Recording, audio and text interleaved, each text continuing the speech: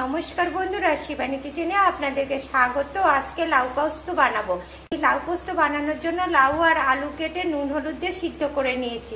এবার চলুন কিভাবে আমি লাউ পোস্ত বানাই আপনাদেরকে দেখো। বন্ধুরা, লাউটা সিদ্ধ হয়ে গেছে। এবার এর মধ্যে আমি পোস্ত, কাঁচা লঙ্কা আর পেঁয়াজ বাটা দিয়ে দিলাম। এবার একটু নেড়ে চেড়ে এটাকে আবার ঢাকা দিয়ে দিলাম। বন্ধুরা, লাউটা সিদ্ধ হয়ে গেছে, আমি জলটাও মরে গেছে।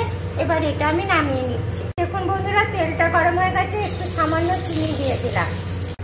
চিনিটা হালকা লাল লাল হয়ে এসছে। এবার এর মধ্যে একটু গোটা জিরা দিলাম, শুকনো লঙ্কা ফোড়ন দিলাম, এর মধ্যে পেঁয়াজ কুচি দিয়ে দিলাম, দিয়ে এটা একটু ভেজে নেব।